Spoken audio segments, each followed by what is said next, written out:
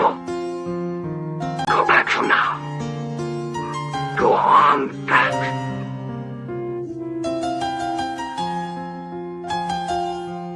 Put the gun down, officer. Wu, you'd better not retire just yet.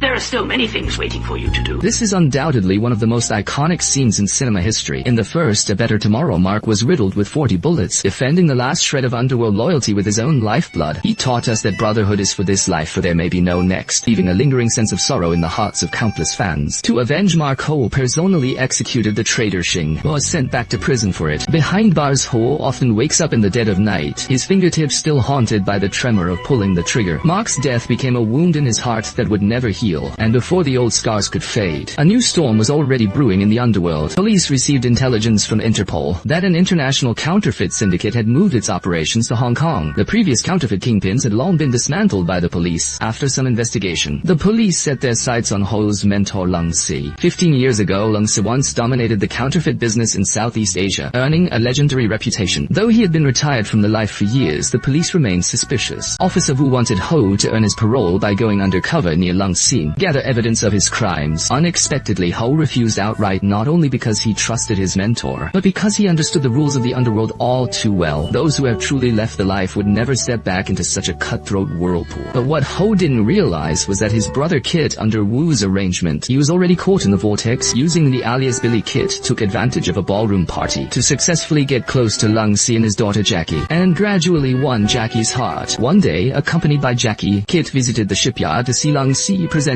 an exquisite model ship. As a gift to symbolize smooth sailing, impressed by Kit's thoughtfulness, Lung Si was very pleased with this potential son-in-law. Unaware yet, Kit had already planted a bug inside the model. Touring the shipyard with Jackie, Kit kept a close ear on Lung Si's movements too. He soon realized that Lung Si's life wasn't as glamorous as it appeared. His shipyard was drowning in debt due to poor management, with expenses exceeding income. The business was a constant risk of a takeover. Huang Shengguo, an underworld boss who had long coveted the shipyard, conspired with Lung Si's trusted associate Ko Yingpui to set a trap. Behind Lung Si's back, Ko mortgaged all his shares to Huang Ta. Soon after, armed with a stack of debt securities, Huang confronted Lung Si, demanding the transfer of the shipyard, otherwise he would petition the court for the shipyard's liquidation. Still clinging to the old underworld code of loyalty, Lung Si failed to realize that it was a setup, naively believing his brother had simply made a mistake. Therefore, facing Huang's blatant threats, Lung Si unceremoniously threw him out. Well, there's nothing left to discuss. I've been in this game too long. No one has ever dared to challenge me like this. After leaving a grim warning, Huang Shengguo stormed off. Kit's wife Jackie noticed her husband's recent behavior was somewhat unusual, and her heart grew heavy with concern. She went to the prison to visit Ho and told him about Kit's recent activities. As soon as Brother Hao heard this, he guessed that AG was undercover investigating the counterfeit syndicate. In Hao's eyes, this mission was far too dangerous. It was like walking on a razor's edge. One slip and he'd meet a grisly end. With Jackie currently pregnant, Yi couldn't afford to make any mistakes at such a critical moment. Ultimately, family ties shattered the barriers of his principles.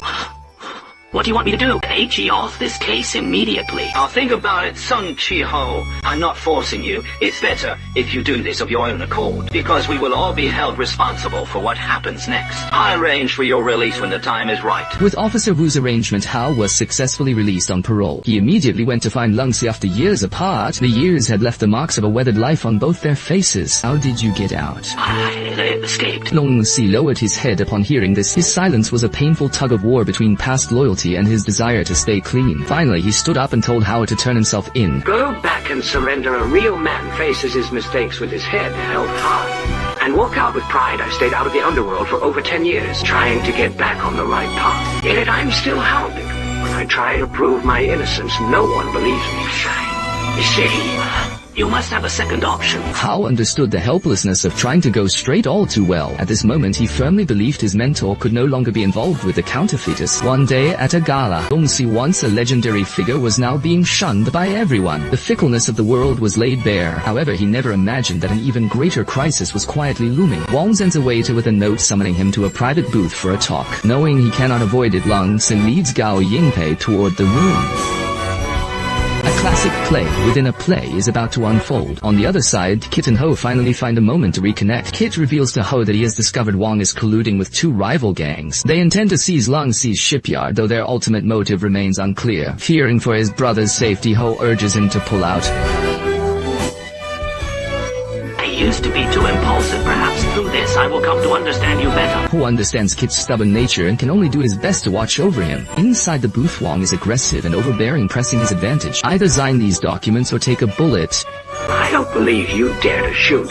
Don't believe him, Monsi. None of us have clean hands. If you don't believe me, just try it. Wang believes that victory is firmly in his hands. Suddenly, an emotional Zhiying draws his gun. He shouts that this mess was his own blunder and that he will take responsibility. Longxi tries to intervene to prevent a scene and the gun goes off during the struggle. Simultaneously, Wang drops his cigarette and the assassin Chong draws his weapon. But his target turns out to be Wang himself. And just like that, Wang dies in a daze at the hands of the killer he hired. The sudden carnage leaves Lung's mind completely blank. He believes it was his own gun that misfired and hit Wang. Before he can recover, Officer Zhao rushes in at the sound of the shots. Traumatized, Lungxi instinctively turns and levels his gun at the newcomer. Another shot rings out, hitting Officer Zhao in the abdomen. The shooter is once again the assassin Chong. Lungxi stands frozen on the spot, his pistol still smoking in his hand. It served as the deadliest frame-up, sending the guests fleeing in panic. Amidst the chaos, Ho escaped with the dazed and shattered Lungxi. They fled to Uncle Jian's taxi company. Jian saw through it instantly. Lungxi was being deliberately framed. With both witnesses and evidence against him, there is no way for him to clear his name. Both the law and the triads are hunting him. He must lay low for a while. I'm going to need your help with that.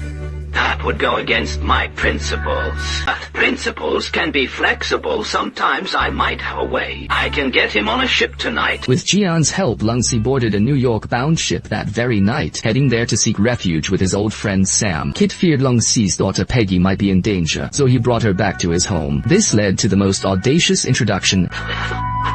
This is Peggy, my girlfriend, and Jackie, my wife. As you can imagine, the household erupted into chaos after that. Desperation, Kit had to confess he was working undercover near Lungxing. He was only there to investigate, and it took everything he had to calm them both down. To his surprise, Peggy vanished the very next day. She sought out Ko Yingpui, hoping to find her father's whereabouts. Little did she know she was walking straight into the lion's den. By the time Kit found her again, she was already a cold corpse. Overcome with grief, Kit immediately broke the news to Ho. Ho was equally devastated upon hearing the tragic news. Had no idea how he could break the news to Lungxi, who was in America waiting to be reunited with his daughter. Feeling dejected, Ho visited his old friend Uncle Chen to reminisce. For years, Uncle Chen had been fascinated by the legendary deeds of young heroes like Ho and Mark, so he turned these stories into comic books, keeping many of Mark's belongings as mementos. A photo on the wall catches Ho's eye. It turns out Mark had a twin brother named Ken, known as the Kid, a free spirit who wandered the world, who now runs a Chinese restaurant in New York. Though he's gone straight now, his rebellious streak is exactly like Mark's. Confronted by thugs demanding protection money, Ken lets out a scornful laugh. I won't give you a dime now. Get the hell out of here. You won't pay? Then I'll blow up your restaurant. Are you serious? You're gonna blow up my restaurant? Oh, you're scaring me. I'm so terrified. Mamma mia. Hey, man, he's gonna blow up my place. Does he have the guts? Shut up. Look, friend. If you're hungry, you're always welcome to come by. I'll treat you to a meal. How's that sound? Oh, right. He wants money.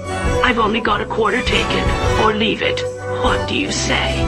You bastard. This thug is clearly looking for a death wish. Ken scoops the rice back into the bowl, giving the thug a lesson on Chinese tradition. To you, rice is just food. But to us, rice is our livelihood. It's like our parents. Don't you dare insult my family. I'm truly heartbroken. I feel so sorry for this rice.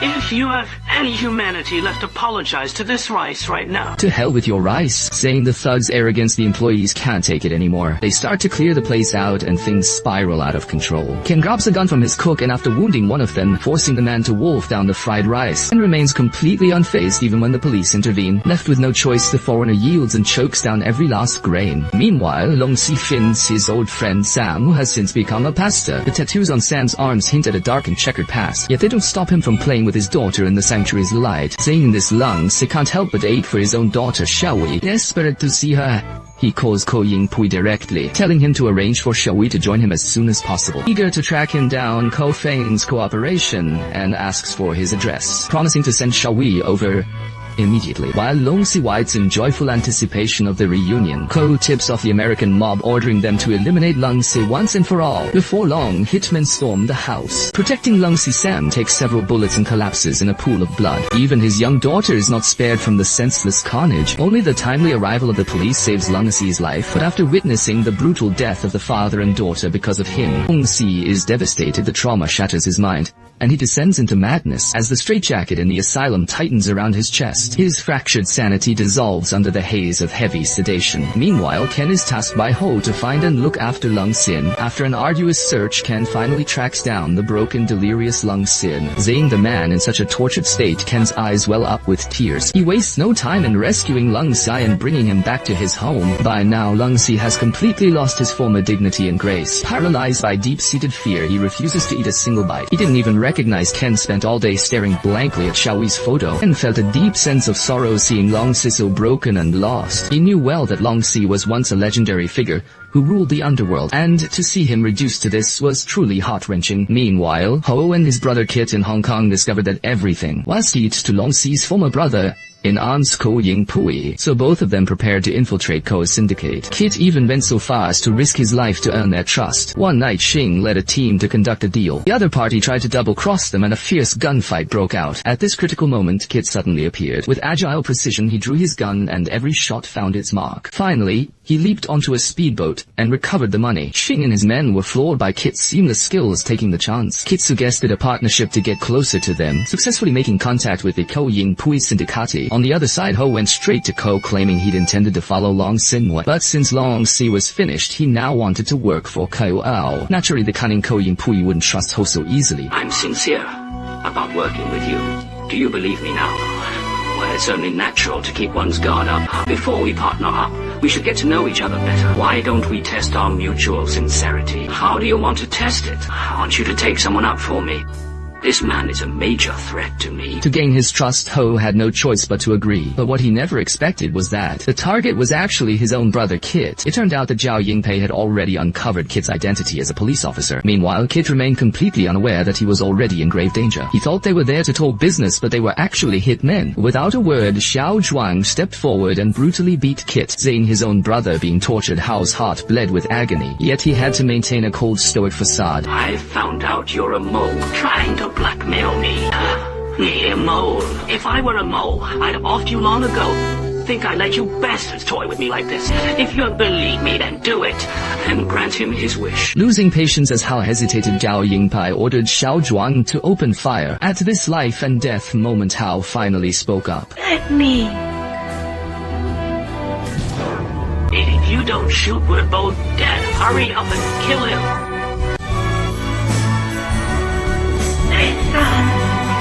Believe me, one of us surviving is enough. To complete the mission and bring Zhao Yingpei to justice, Hao suppressed his immense grief and with a trembling hand pulled the trigger. A sinister, triumphant smirk spread across Zhao Yingpei's face. We never actually looked into this. I just wanted to test you. Welcome to the company. Thank you. Having to thank the man responsible for his own brother's suffering. It was a moment of peak bitter irony. Once in the car, Hao's heart shattered into a million pieces. As soon as Zhao was out of sight, he swung the car around, flooring the accelerator in desperation. Thankfully, Kid still had a faint pulse. Hao rushed him to the hospital at breakneck speed. Meanwhile, Ken and Long Si were facing their own nightmare. Not only was the restaurant they built with sweat and blood bombed to smithereens, but the assassins even pursued them to their very home. Like Mark, Ken lived by a code where loyalty was supreme. Even amidst a hail of bullets, he refused to abandon Long Si. Instead, he fought desperately to carve a bloody path out for them both. Though they narrowly escaped for now, Ken knew that it was no longer safe. Sooner or later, the enemy would come knocking again. He stocked up on black market weapons, preparing for the inevitable confrontation. Meanwhile, Long Si remained lost in his own shattered world, staring blankly at the photo of his daughter in a daze. Ken knew that trying to fight his way back to Hong Kong alone was nothing but a pipe dream. He had to awaken Long Si from his clouded state. Your daughter is dead. She's dead. Snap out of it, okay? Wake up, damn it! Is this how you want to spend the rest of your life? You are once a man of indomitable spirit. Unfazed even by a hail of bullets. Are you afraid to even step out the door? Why won't you face reality? Wale? You might as well be dead. Watching Long Si obsessively piece the photo back together, Ken felt utterly disheartened, prepared to make one final desperate gamble on his own. Everything I built over the last decade went up in smoke. But I don't regret it, T. I don't need anyone's sympathy. I won't end up like you, waiting here to die, begging for scraps of pity. I've never known the meaning of defeat. No sooner had he spoken than the assassins came knocking again. Ken grabbed his weapons and engaged the hitmen in a fierce gunfight. In an instant, the hotel was filled with thick gun smoke. Bullets flying everywhere, John Woo's signature heroic bloodshed creates an exhilarating spectacle. Facing the corridor of certain death, Ken tried one last time to snap Long Si out of it. I need you to help me fight our way out. If we don't fight back, we're both dead. But if we win, we can turn a dead end into a path to life. I know you can do it. Come on. Just as Long Si was about to snap out of it, the blood on his hands plunged him back into terror. He charged into the corridor frantically, though he still had the instinct to take cover. Relying on his superb marksmanship and tenacious will, Ken engaged the assassins in a life-and-death struggle. While wielding pistols, he was the spitting image of the legendary Mark back then. As enemies multiplied, Ken gradually began to feel overwhelmed. He was shot in the arm and collapsed to the ground, groaning in agony. Just as despair set in, Long Si was jolted by the sight before him. In an instant, he regained his sanity. Braving the hail of bullets, he snatched up a gun and struck back.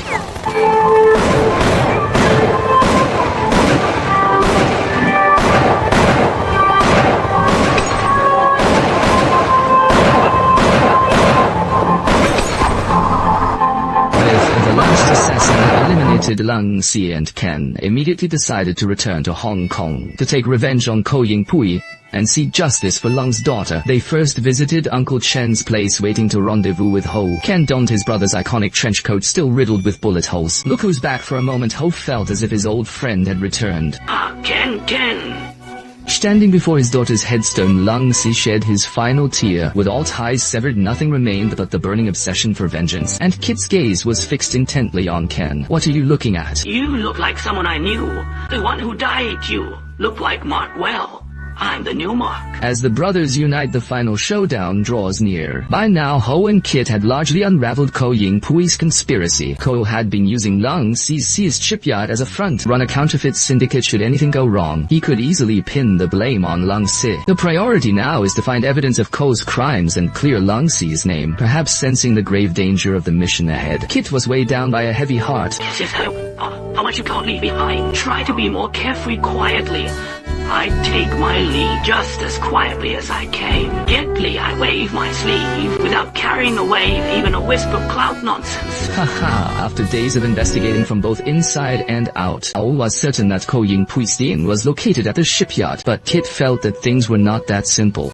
Brother, it's not that simple. Something feels wrong. I saw it with my own eyes, yet you still doubt it. Something is definitely off. With opinions divided and vengeance on his mind, Long Si refused to wait. He called Ko Ying Pui to declare war, and they decided to storm the shipyard, dismantle Ko's operation once and for all. Before setting out, Ho urged Kit once more to stay out of the fight. After all, Jackie was in the hospital ready to give birth and needed him. Despite his inner struggle, Kit finally nodded in agreement. However, the thorough professional Kit didn't keep his word. While Ho and the others headed for the shipyard, he slipped into Ko Ying Pui's residence. His intuition was right. The basement here was the true counterfeit operation. It took out his camera and captured evidence of the forgery, but as he prepared to leave, the hitman Chong appeared. Both drew their guns simultaneously, but Kit was a split second too slow and was hit. Meanwhile, Ho and his crew had infiltrated the shipyard, but to their shock, the crates previously filled with fake bills were now completely empty. They realized it was a setup, but it was already too late. They were already surrounded. A henchman nearby triggers the pre-planted explosives, intending to blow them up along with the shipyard. Fortunately, they are fierce enough to fight their way out through the fire. During the retreat, the sharp-witted Ken guesses that Kit wouldn't give up so easily. He likely broke into Ko's villa alone to search for clues, so he rushes there alone in his car, only to encounter Kit, who is desperately escaping with the evidence. You can't just leave like this. You're scared. I'm not. I'm terrified, so step on it. Although Ken floors the accelerator, still can't outrun the fading of Kit's life. Realizing he can't hold on any longer, Kit asks Ken to stop and calls his wife at the hospital. Hearing that his wife has safely delivered a baby girl, Kit's heart finally finds peace. How many pounds? 6.5 pounds. She's beautiful. Does she look like an officer? Not too small, is she? When my brother and I were born, We didn't even weigh 6 pounds together. Does our daughter look like you or me? Like me. But her eyes are just like yours. My wife says our daughter is beautiful. She has my eyes, you can tell just by looking at her father.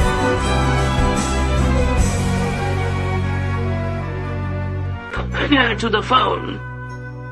Let me speak to her. Feels so silly. She's a newborn. How could she speak? Even if it's just her crying, I still want to hear it. If you want to see her, then hurry in. I'm coming right now.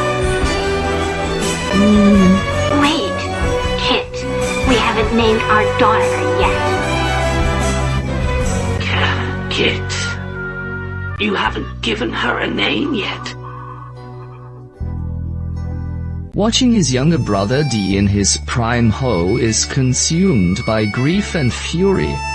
After the funeral, they decide to stop the investigation and strike straight at the heart of Ko's empire for a final showdown. Ken dons his brother's blood-stained trench coat, rejoining his brothers for one last battle. Ho urges Uncle Tin to leave, not wanting his longtime benefactor to lose his life alongside them. The three of them have come today with no intention of returning alive. They infiltrate the compound through the same path Kit used for his escape. Armed and ready, the three of them storm the lion's den. Knowing his life is on the line, Ko has hired a small army of bodyguards. Instantly, blood splatters as the air fills with the relentless roar of gunfire. Ken tears through the enemy, dual-wielding an SMG and a shotgun. He coolly pulls a grenade pin and tosses it. The sheer explosive power is so staggering that it even catches Ken off guard. Uncle King must have been out of his mind to make a bomb this powerful. Damn it, I'll settle the score with him later. Elsewhere, Lung and Ho join forces, dealing devastating blows to the enemy. Zhiying's men falter so miserably, Ko has no choice but to raise the stakes. Listen up, men. 100 grand for every head you take. Yeah. Driven by the massive bounty, the frenzied goons charge forward with reckless abandon. Ho and Lung soon run out of ammunition, both sustaining heavy injuries. Meanwhile, Ken faces off against the elite assassin Chong Shang. They trade fire simultaneously, both taking hits as bullets tear into them. At the critical moment, Ken's gun clicks empty. Honor-bound, Chong tosses Ken a pistol, opting for a fair and honorable duel. They draw at the same time. Ken, as if possessed by the spirit of Mark, fires with lethal precision, winning this ultimate test of manhood. On the other side, Long Sai and brother Hao are cornered and out of ammo in the nick of time. Uncle Jian arrives with weapons. Brother Hao catches the blade thrown by Jian and charges headlong into the fray.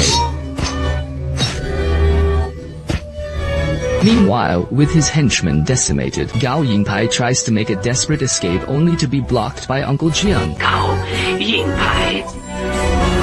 You take things too seriously. Do you really think good deeds are always rewarded?